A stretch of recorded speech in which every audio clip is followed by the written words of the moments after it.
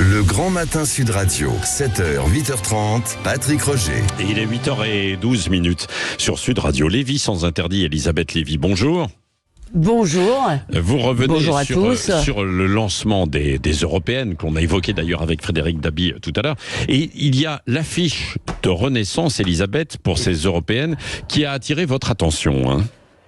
Oui, alors en réalité c'est un texte de François Saltiel, qui est producteur à France Culture, qui a été publié sur Figaro Vox. Alors on n'a pas vu cette affiche à Paris, d'ailleurs je ne l'ai pas vue, car c'était une affiche qui invitait pour le meeting de Valérie Hayé à Lille. Et que montrait-elle ? Eh bien, elle montrait une photo de Gabriel Attal en train de faire un selfie avec la tête de liste. Voilà, alors le selfie, vous le savez, c'est un marqueur de modernité et même un critère de la popularité politique. Si je fais beaucoup de selfies, Patrick, c'est qu'on m'aime. Ces nigauds, franchement, ne comprennent rien parce que beaucoup de gens adorent avoir des photos avec des gens célèbres, un réflexe qui est d'ailleurs révélateur de la pipolisation de la vie publique, mais ça ne dit rien sur leur vote. C'est ça. Alors pourquoi ? Pardon. Et dans le fond, le parti au pouvoir ne parle pas de l'Europe ou de la France. Il ne montre pas les générations futures, je ne sais pas, des jeunes ou même des églises, comme ça vous rappelle quelque chose, ou les sociétés que l'Europe permettra de bâtir. Non, le message, c'est regardez-nous en train de nous engueuler, c'est-à-dire une traduction visuelle de l'entre-soi. Est-ce que vous ne surinterprétez pas quand même cette affichette, entre guillemets, ce selfie aussi ? Surinterpréter, d'abord, c'est un peu mon boulot, parce qu'il s'agit pour un chroniqueur, on essaye de faire rendre gorge à des petits faits. Et cette image dit, qu'est-ce qu'elle dit ? Le message, c'est votez pour nous parce que c'est nous les gentils. Et d'ailleurs, c'est le seul message de Valérie Hayé. Hier, alors vous avez sans doute entendu cette phrase, hier, Daladier ou Chamberlain, aujourd'hui, Le Pen et Orban, nous sommes à Munich en 1938. Bon, c'est tout de même un peu, un peu rapide, je dirais, pour éclairer le débat sur l'Ukraine. Bien sûr, on pourrait lister les ressemblances et les différences entre notre situation et celle de 1938. Ça éclairerait peut-être le débat. Et la première différence, c'est peut-être que Poutine n'est pas Hitler. C'est quand même, malgré tout. Par ailleurs, si nous sommes en 38, l'urgence, ce n'est peut-être pas de combattre le RN, c'est de réarmer la France, parce que la raison pour laquelle la France et la Grande-Bretagne ont cédé à Hitler en 38, c'est parce que, en fait, nous n'étions pas prêts militairement.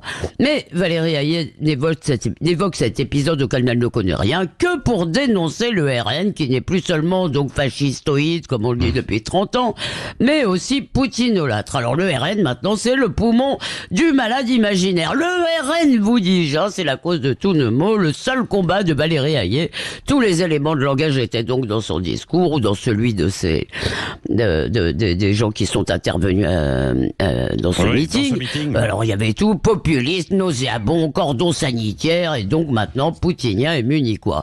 En revanche, il n'y avait aucun message positif, que par exemple, en comparaison, si vous voulez, l'hommage vibrant d'Éric Zemmour qui a été lancé aux génies qui ont fait l'Europe, d'Erasme à Shakespeare, bon je vais pas tous vous les citer bien sûr, était rafraîchissante. Et pendant que Valérie Hayé surtout combat un fascisme imaginaire, insultant au passage des millions d'électeurs, à Londres, des manifestants faisaient le salut nazi ce week-end, mais cette idéologie totalitaire, donc l'islamisme, dont la version soft est promue par les institutions européennes, apparemment, ça n'intéresse pas et ça ne soucie pas Madame Hayé.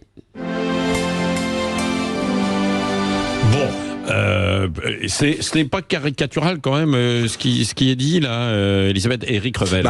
Je vais vous dire quand même, on peut même creuser la référence historique de Madame Hayé à 1938, parce qu'en réalité, il y a plusieurs choses à dire. D'abord, Édouard Daladier, lorsqu'il revient de signer le pacte avec Hitler, il atterrit au Bourget, il est persuadé que les Français vont l'accueillir au cri de traître, etc. Et pas du tout. La foule l'applaudit.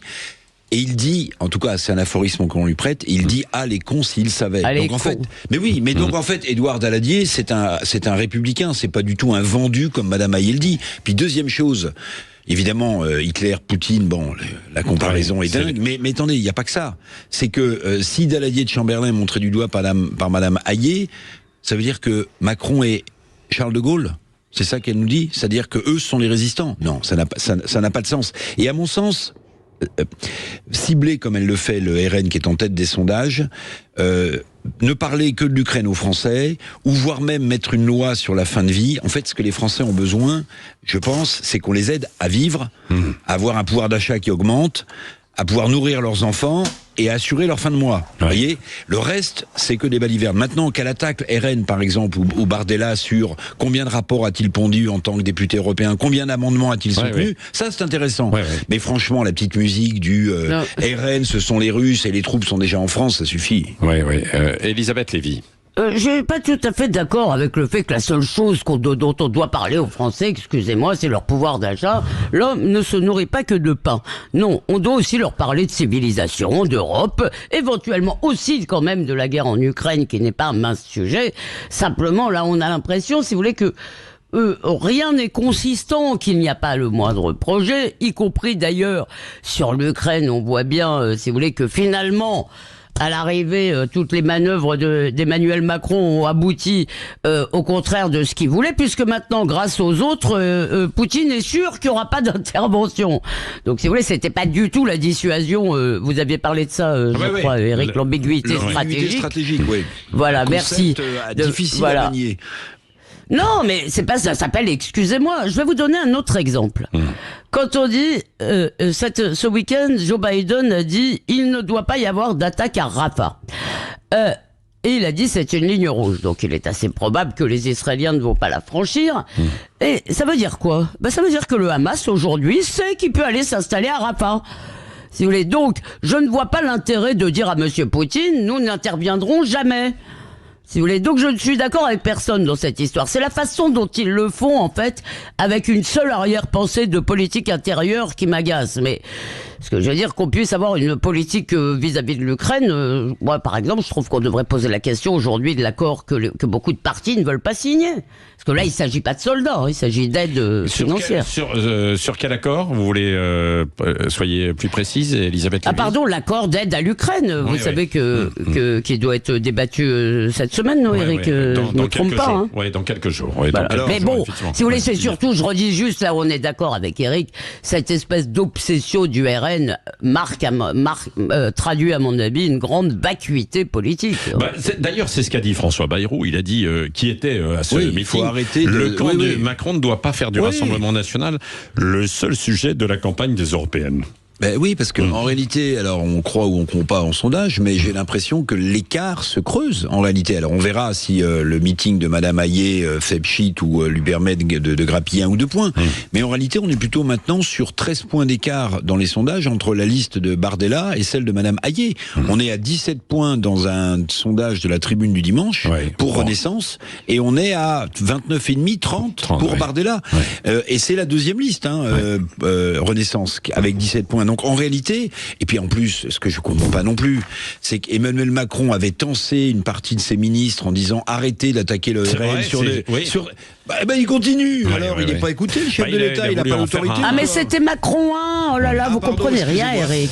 Il y a Macron 1 et Macron 2. Allez, merci Elisabeth Lévy. Et d'ailleurs, on pose cette question sur les réseaux sociaux. Est-ce que le camp Macron ne doit pas faire du Rassemblement national le seul sujet de la campagne des européennes? C'est ce que dit François Bayrou. C'est souhaitable, c'était prévisible, c'est déjà trop tard. Sans avis, vous dites c'est déjà trop tard à 65%. Vous pouvez continuer de réagir. On parlera aussi politique tout à l'heure, justement, avec Sacha Houlier, député Renaissance de la Vienne et président de la commission des lois. On reviendra peut-être aussi, d'ailleurs, sur le projet de loi de fin de vie. Emmanuel Macron qui a donné quelques éléments. On en parle dans un instant sur Sud Radio. Il est 8h22.